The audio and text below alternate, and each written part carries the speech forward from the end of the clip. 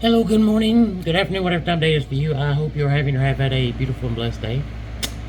Today we're in Deuteronomy, 13 and 14?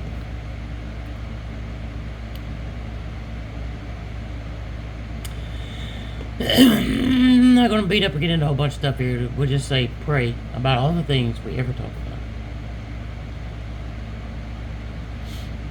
When you're kind of finished talking during the prayer's not over. It's just time for you to be quiet and listen. Yeah.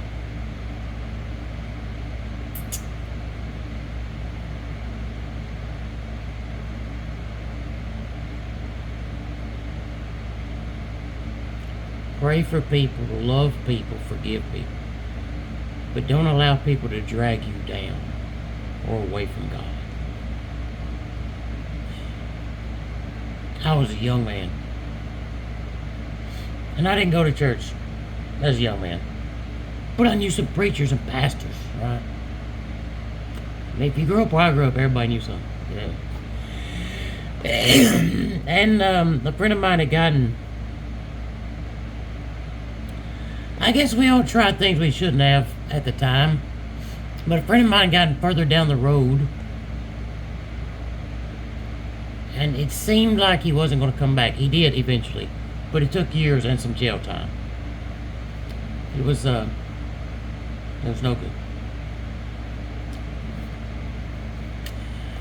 But I went to this pastor I knew that was an older man because I respected him, you know.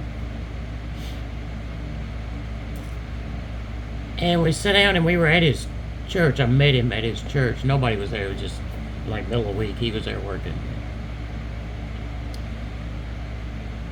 And I tell him about my buddy and the addiction problems I'm seeing, and how no matter what I do or say or try, I can't seem to get through to him. And what do I do? What do I do? That pastor got up and he walked up on the stage. I call it stage. People perform there if it's stage, right? In my church there's an altar. There is no stage. But anyway, he got up on an elevated surface. And he asked me to stand below him, and I did. And he reached down, he said, "Give me your hand." I did. He said, "I'm going to try to help you up here, but I don't want you to come up here. You just stand there. Don't help me." Okay. So we did that for a few minutes. And he said, "Now, the only thing that's going to happen here, if I continue to help you, and you don't want any help, is eventually you're going to pull me down there with you." He's like, until that friend wants help, until they want to be helped, there's nothing you can do. Pray for them. It stuck with me. And I just telling you that because sometimes, especially when we're journeying towards God, we think we have to bring everybody with us. If you are a parent, it is your job to make sure your children are exposed to God and church and these things. If you're a person on your journey to God, it's not your job to do anything. When you get to a place where you're starting to feel good about your faith, you'll help other people. You just will. Don't worry about that. But if you've got other people in your life that you love and you want them to come with you and they're just like, "Man, I'm kind of about this God stuff." Remember that Paul says in one part, even about husbands and wives, that it's okay to let the non-believer lead. Because there's no guarantee you can help them.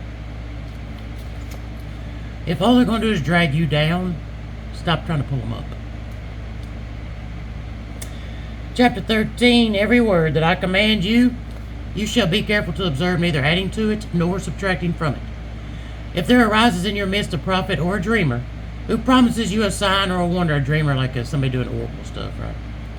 Saying, "Let us go after the other gods whom you have not known, and let us serve them." And the sign of the wonder foretold to you comes to pass. Do not listen to the words of the prophet or that dream. For the Lord your God is testing you to know whether you really love the Lord your God with all your heart and all your soul. The Lord your God shall you follow, and him shall you fear. His commandments shall you observe, and to his voice shall you listen. Him you shall serve, and to him shall you hold fast. But that prophet or that dreamer shall be put to death. Because in order to lead you astray from the way which the Lord your God has commanded you to take, the prophet or dreamer has spoken apostasy against the Lord your God, who brought you into the land out of Egypt, and redeemed you from the house of slavery. Thus shall you purge the evil from your midst.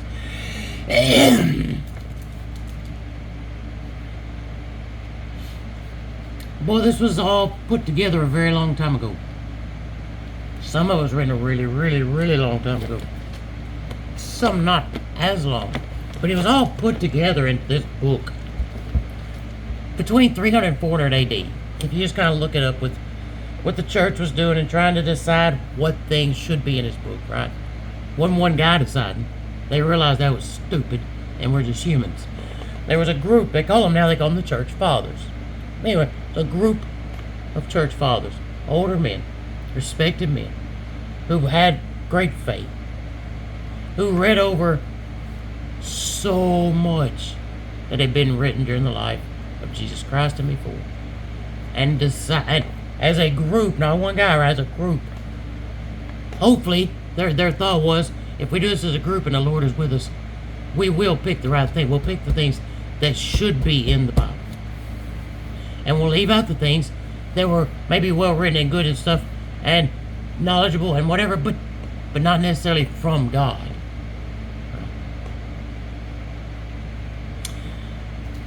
We'll decide all this, we'll get it all in this one book, and that'll be it, right?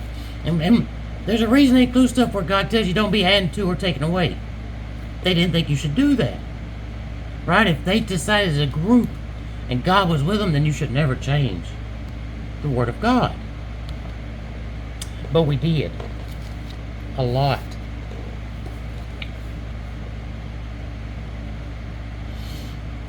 If your brother, your father's child, or your mother's child, your son or daughter, beloved spouse, intimate friend, entices you secretly, saying, "Come, let us serve other gods, whom you and your ancestors have not known, any of the gods of the surrounding peoples near to you or far away, from one end of the earth to the other." Do not yield or listen to any such person. Show no pity or compassion, and do not shield such a one, but kill that person. Your hand shall be the first raised to put such a one to death. The hand of all the people shall follow. You shall stone that person to death for seeking to lead you astray from the Lord your God, who brought you out of the land of Egypt, out of the house of slavery. And all Israel shall hear of it and fear, and never again do such evil as this in your midst.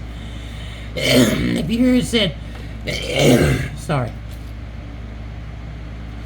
If you hear it said concerning one of the cities which the Lord your God gives you to dwell in, that certain scoundrels have sprung up in your midst and have led astray the inhabitants of the city, saying, "Come, let us serve other gods whom you have not known," you must inquire carefully into the matter and investigate it thoroughly. If you find that it is true and an established fact that this abomination has been committed in your midst, you shall put the inhabitants of the city to the sword, placing the city and all that is in it, even its livestock, under the ban. Having heaped up all its spoils in the middle of the square, you shall burn the city with its spoils and the whole burnt offering to the Lord. Let it be a heap of ruins forever, never to be rebuilt. You shall not hold on to anything that is under the ban. Then the Lord will turn from his burning anger and will show you mercy, and in showing you mercy, multiply you as he swore to your ancestors, because you have listened to the voice of the Lord your God, keeping all of his commandments, which I give you today, doing what is right in the sight of the Lord your God. Chapter 14. You are children of the Lord your God. You shall not gash yourselves or shave the hair above your foreheads for the dead. For you are a people holy to the Lord your God. The Lord your God has chosen you from all the peoples of the face of the earth to be people, especially his own. You shall not eat any abominable thing. What we just say? And in your cities, towns, you may eat, kill, and eat meat freely, clean and unclean alike. This is where people get tripped up. Well, then why does he say?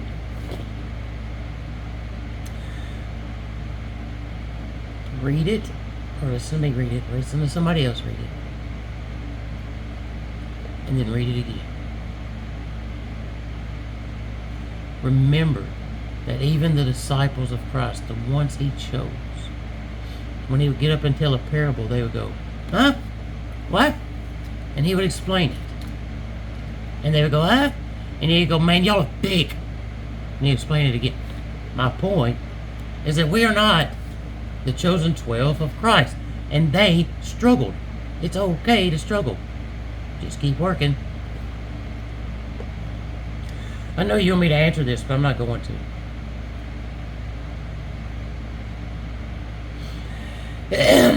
For you are people holy to the Lord your God. The Lord your God has chosen you from all the peoples of the earth to be people especially his own. You shall not eat any abominable thing. These are the animals you may eat: ox, sheep, goat, deer, gazelle, roebuck, wild goat, ibex, antelope, mountain sheep.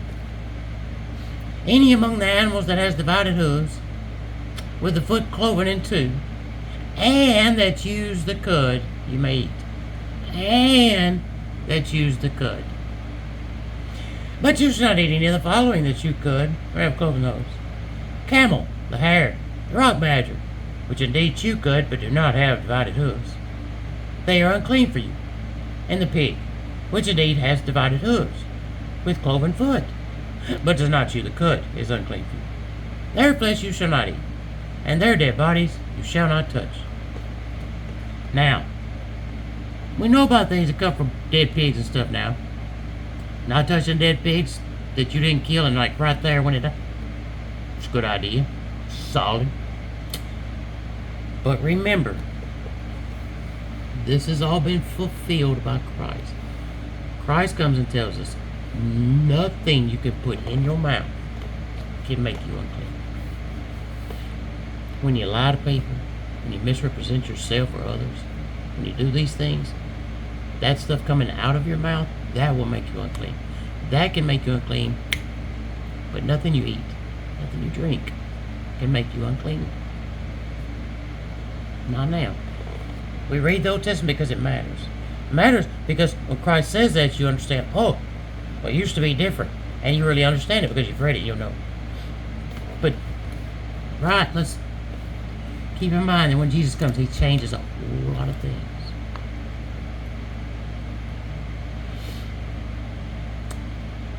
These you may eat of all that live in the water.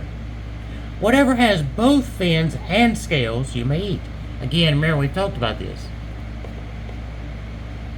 In different times in the world where people need to understand things, and sometimes it's really hard for them to understand it. So they group things that are alike.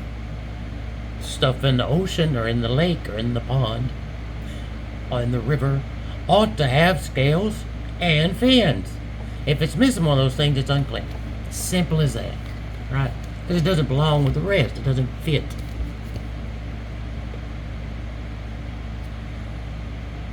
But all those that lack either fins or scales you shall not eat. They are unclean for you. Now, to be fair, fish, right, things with fins and scales, are really, really good for you. Their fats are really good fats. Right, their protein is unbelievably healthy and good protein. It's good for your heart. Shrimp, lobster, and crab are delicious. However, they are bad for your cholesterol. They are bad for your heart. There are people that will tell you that this is not God saying, don't eat these things because they make you unclean. It's God saying, hey, this stuff ain't really good for you. Don't eat it. Eat this other stuff. And, according to all of our medical knowledge now, there's something to be said for that. There are carcinogens and things in pig that we go, right? And, like I just said, your lobster and your shrimp and all those things that he's talking about that don't have scales, don't have fins, they're not good for your heart. Anywho's it. You may eat all clean birds, but you shall not eat any of the following. The griffin vulture, that thing has disease, you didn't anyway. The bearded vulture, the black vulture, the various kites and falcons, all kinds of crows. The eagle owl, the kestrel, the long-eared owl, all species of hawks. The little owl, the screech owl, the barn owl. Horned owl, osprey, and cormorant. The stork, any kind of heron, the hoop, and the bat. All winged insects are also unclean for you, and shall not be eaten. Any clean-winged creatures you may eat. You shall not eat of the carcass of any animal that has died of itself. Just, again, good solid advice for health. But you may give to a resident alien within your gates to eat. Or you may sell it to a foreigner. For you are a people holy to the Lord your God.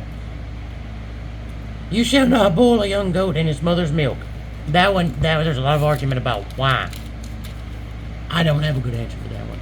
Other than that you don't take something that brings life, a mother's milk, and then use it to boil away that life. That's just messed up. Each year you shall tithe all the produce of your seed that grows in the field. Then in a place which the Lord your God chooses, as the dwelling place of his, remember you all go to this one place together, and names it, you shall eat in his presence the tithe of your grain, wine, and oil, as well as the first fruits of your herd and flock, that you may learn always to fear the Lord your God.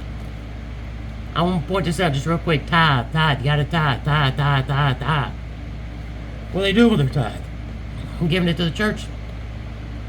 They're eating it. They're eating it in front of God, together, as a community. But they're eating it. They're eating that tithe. But if when the Lord your God blesses you, the journey is too much for you, and you're not able to bring your tithe, because the place which the Lord your God chooses to put his name is too far for you, you may exchange the tithe for money, and with the money securely in hand, go to the place which the Lord your God chooses. You may then exchange the money for whatever you desire, oxen or sheep, wine or beer, or anything else you want. And there, in the presence of the Lord your God, you shall consume it and rejoice, you and your household together. Wine or beer, whatever you will spend your tithe money on and consume in front of the Lord is fine. Wow. Doesn't sound like what I've been taught. It's in here. But do not neglect the Levite within your gates, for he has no hereditary portion with you. Now what did he just say? But also while you're doing all that, making merry and all this stuff, make sure you're giving the Levite enough to survive too, right? He ain't got nothing. He survives on what you give him. So, you are supposed to give to your priest, your preacher, the person who stands up there every week and dedicates their time to make sure they got something to say. Man, sounds like stuff we've talked about before. At the end of every third year, you shall bring out all the tithes of your produce for that year and deposit them within your own communities, that the Levite, who has no hereditary portion with you, and also the resident alien, the orphan and the widow within your gates, may come and eat and be satisfied. Every third year, you just give it to everybody. You just put it out in the middle and let everybody have it. Not all the time. The Bible preaches social. Oh my God. The Bible preaches taking care of each other, not the government taking care of you. Those are very different things. Do not do that. I'm sorry, I got a little irritated though. So,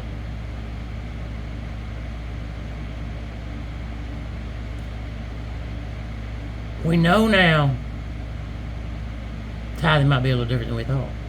We know now that the Levite, the priest or preacher, should be paid by the church in food and in whatever he needs, right? And so that all the poor among you can make sure they get their full fill every now and then. Every third year, you got to dump all your tithes, 10% of everything you made in, out of the middle, for them to enjoy.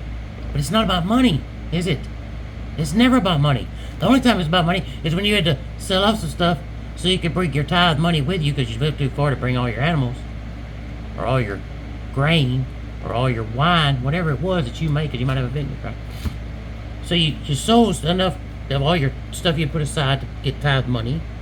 But then as soon as you get to where you're going, to where God is, where his name rests, you use that money to buy back whatever you want. Wine, beer, meat, grains, whatever.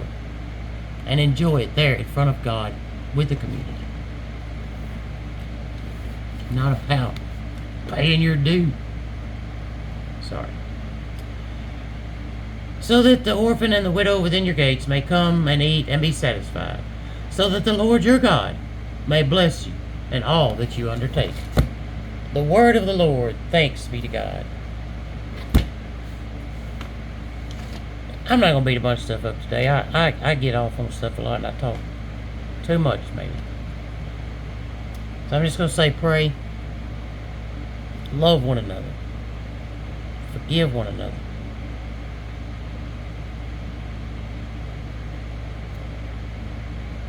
When you go to church, don't run away. Stay for the social hall. If you can bring something to share at the social hall, do that.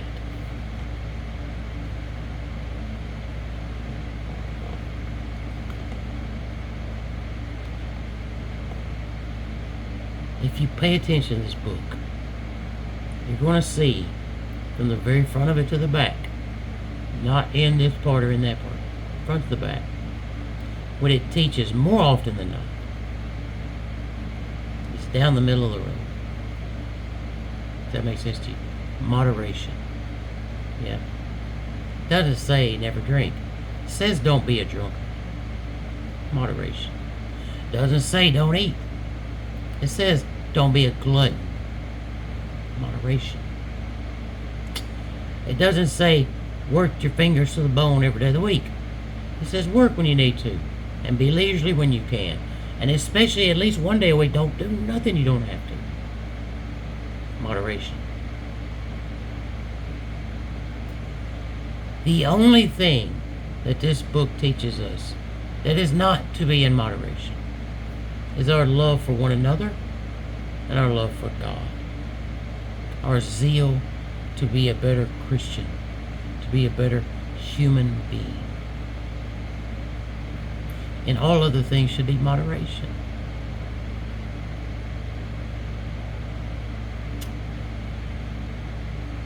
It will, the more we read it, and if you've come in late and you haven't gone back to when we did the New Testament, we'll be back to it eventually, but in the New Testament, it is all about love and moderation. Jesus is all about a few simple things, really, when you get down to it. The truth. He tells you all the time, tell the truth. Let your yes mean yes and your no mean no. Do not swear by God. Do not swear by heaven or by earth. He tells you all the time that if you say something, then you have to do that something. So, the truth. Love. For I give you this commandment, this new commandment, which is greater than the other. Love one another as I have loved you. Love.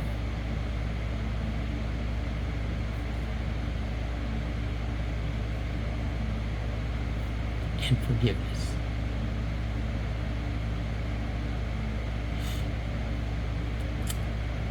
The truth,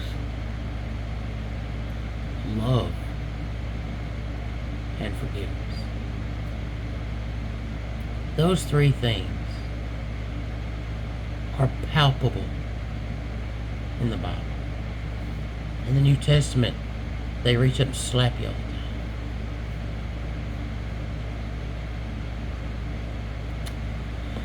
Know that God loves you and that Jesus Christ loves you so much that we are not capable of understanding it.